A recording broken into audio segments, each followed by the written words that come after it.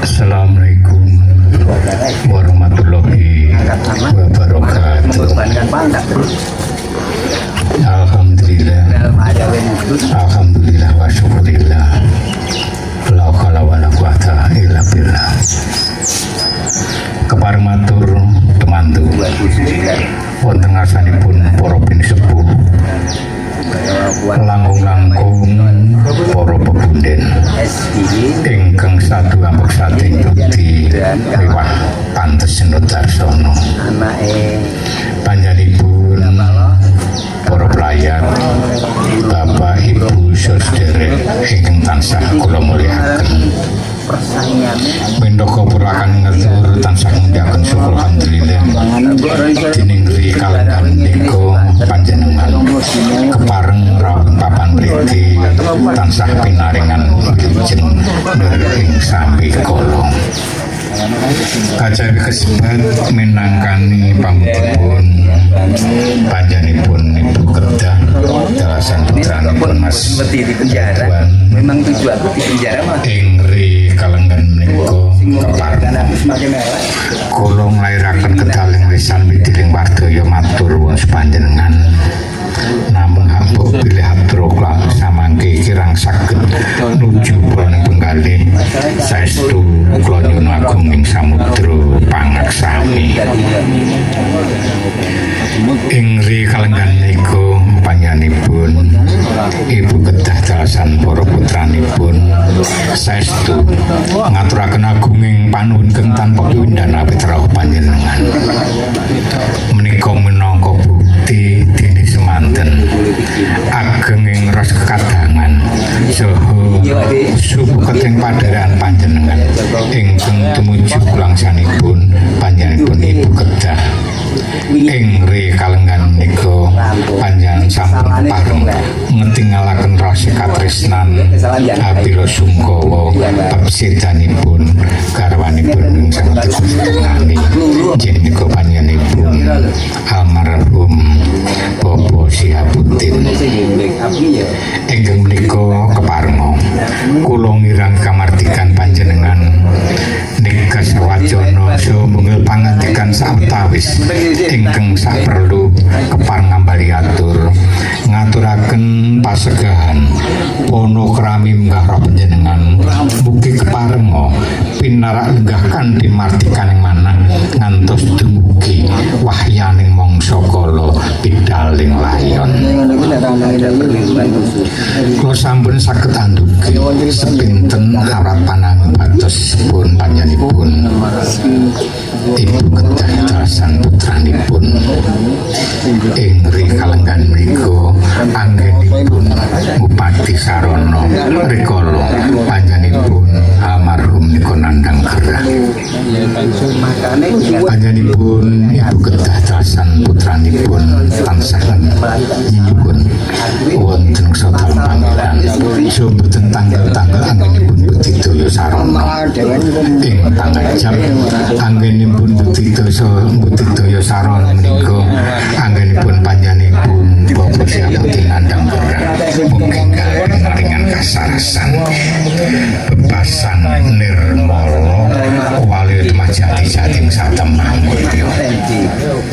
Namung awit keperluan panggilan sakathing pambudidaya kagar-kagar tanpa karya sasmita sinandi kababar kanthi wewentehan panjenenganipun muruting kasih dan jati wangsul dhateng suci.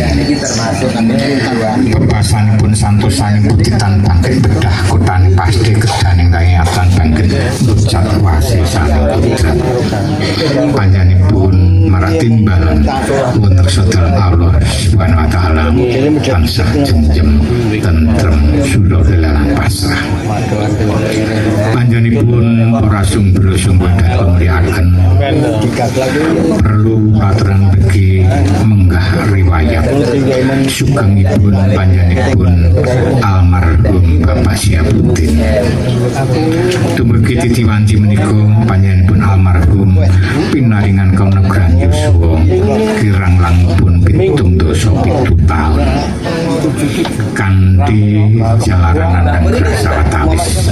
80 Sida rikala dinten Jumat ugi Surya kaping gangsal wulan Desember tahun 2000 langkung kirang langkungipun tabuh gangsal welas sekawan dasa menit utawi jam sekawan sonten kirang kalih dasa menit wonten ing Panti Waluya Rumah Sakit Suraji Tirtonegoro Tegal Yasa Klaten.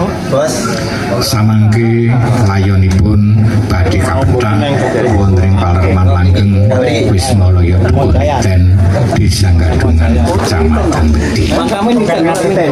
Panjenenganipun sawargi Bapak Syabuddin nilar garwa setunggal yen panjenenganipun Ibu Kedah lajeng putranipun Asma Badrihan Ansor. Kaden riwayat sugengipun panjenenganipun almarhum Bapak Syabuddin. Panjenenganipun provinsi sepuh para punden menapa dening Sang Hyang Puraplayat Kakawat Putri Ngdat Kumiyaken muruting kasidhan jati cinandhi ngawet jinepana ing wangsul dhateng tepet suci mengke umat menika bebasanipun netepi kadiwasan kodrat. Sanajan panjenenganipun sawargi menika sampun kepareng netepi kadiwasan ing kodrat nanging mawantu-wantu panyunipun para ahli waris mugi kepareng panjenengan syukur jurung pamuji kaya ngarsa dalem Allah Subhanahu wa taala. Mugi-mugi bisanipun tansah pinaringan rancak saha katabeng samestinipun. Gusti dados ngaksang tansah kepareng nyorotaken pepadangipun sinucekna dhateng sadaya dosa lan kapatanipun tansah pinaringan leliru ingkang satraju dumateng sadaya ngamal kesanipun satemah panjenenganipun kapapanaken wonten ing jannatul naim. Allahumma amin. Dumateng keluarga tinilar anggenipun nampi pacoben nika mugi tansah pinaringan sabar tawakal soto imanipun enggal kabirat sungkawanipun pinaringan lejar penggalipun satemah sembodo ngajengaken darmani gagsang ingkang sae-saenipun utaminipun tansah ngestantunaken pitungkasipun sawargi ingkang pungkasan. Ambok bilih rikala sugengipun panjenenganipun sawargi Bapak Syabuddin srawung lan panjenengan wonten kekirangan wonten kekilapan saha kesalahan bersatemah nandhang kesalahan panjenengan ing ri kalenggan menika ugi mugi keparenga panjenengan suku paring sih pangapunten sambung rabetipun kalian sesambetan ingkang ngantos dumugi surutipun dereng saged kajegap panjenenganipun sabibaripun pangmertin lan kasuwun tanggap rembak lan para kulangsa badhe anyakaken sae-saenipun dene sok sinten ing paring badhe anglagasaken nggih ikhlas ing manah panjenenganipun Ibu Kedah Darsan putranipun saestu ngaturaken agunging panungkeng tanpa pepindhan mugi sadya lebering dharma menika tansah panjenengan tansah pinaringan leliru ingkang satraju. Panjenenganipun para pingsepuh para pepunden menapa dening Sang Hyang Puraplayat Kakawat Putri Ngdat Kumiyaken panjenenganipun Ibu Kedah Darsan Putra saestu ngaturaken agunging panuwun kang tanpa pindhan dumateng sadaya bereng dharma sampun rementan sedaya kala wau kangge nyungkuyung so ngenteng-entengaken sesanggenipun wiwit purwa madya ngantos wasaning upacara pangruktining layang ing sarehning mboten saged ngaturi pawiyosa wujud menapa kemawon saestu panjenenganipun Ibu Kedah Darsan Putra nyuwun pangaksami ingkang sagenganipun mugi-mugi Sri menika saged dados kesaenan panjenengan para kulangsa anggenipun anggapi roh panjenengan ngaturi papan palenggan kirang trep kalian kalenggan panjenengan nggih karana kawetenan